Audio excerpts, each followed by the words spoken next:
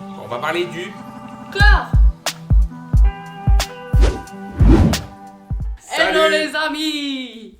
Aujourd'hui, on est pilote de chasse, De notre propre corps. C'est quoi la première pensée qui vous vient sur votre corps? Nous avons un problème à bord. Veuillez nous envoyer un avion. Voilà. On a été créé parfaitement Oui. à l'image de Dieu. C'est ce qui est dit dans la Bible. En tout cas, c'était le plan de départ. Peut-être qu'on a un peu foiré en route. Accrochez-vous, il va y avoir des zones de turbulence. Anatomiquement et physiologiquement, C'est dingue. c'est dingue.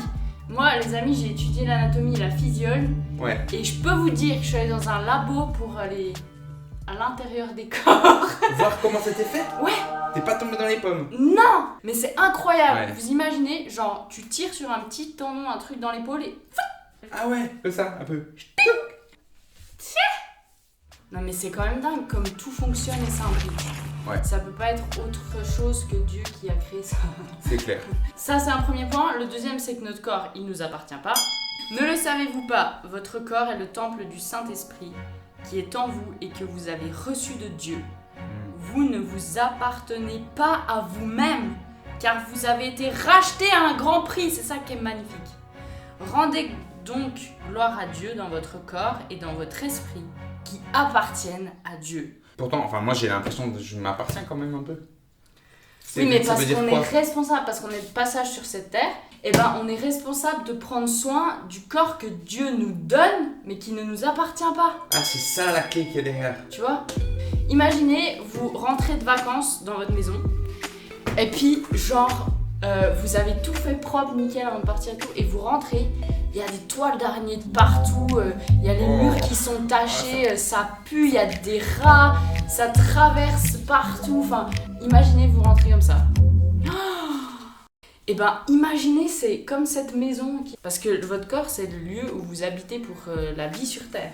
Mais des fois, c'est pas facile et autant humain qu'on est, on a été confronté à des manques de respect vis-à-vis de nos corps, de notre Oui. corps.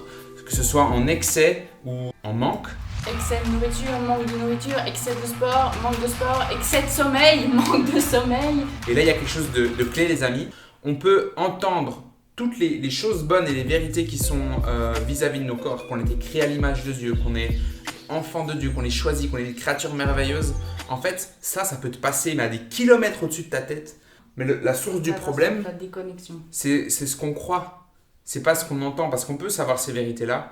La vérité, c'est que le cœur, il est puissant sur ce qu'on croit. Et c'est Dieu qui va nous montrer les racines Ouais. qui sont responsables de nos fausses croyances. Un truc de fou, c'est les paroles de malédiction.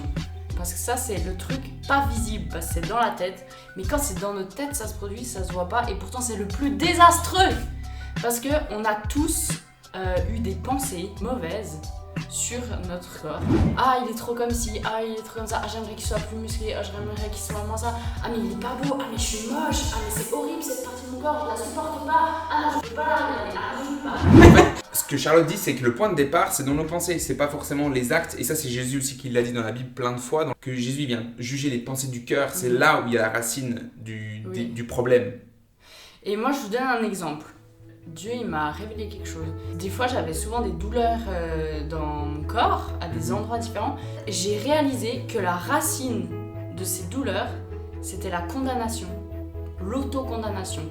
C'est-à-dire que les pensées que j'avais sur moi-même produisaient des douleurs sur mon corps parce que je maudisais mon corps en fait. Et quand Dieu enlève cette racine, Pouf. bah, ça s'arrête. Ouais. Mais c'est fou comment ça peut avoir un impact.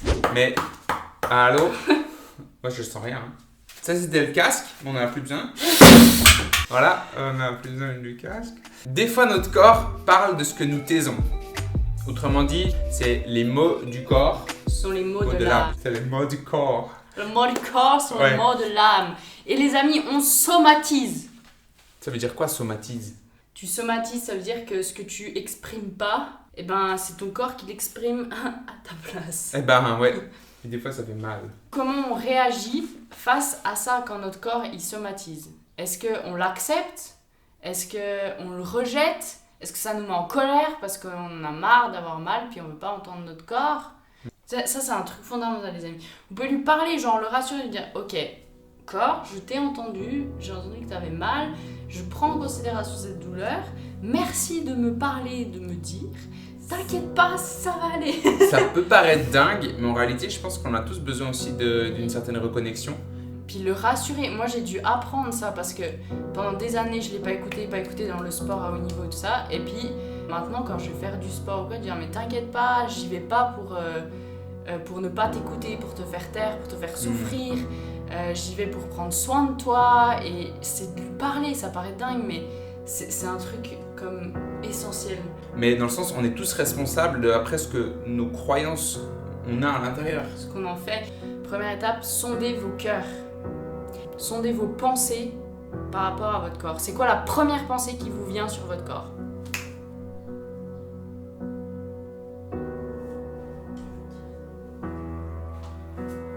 L'émotion forte que vous avez reçue, on peut travailler à partir de là. Souvent, c'est ce que le cœur croit réellement à propos de votre corps.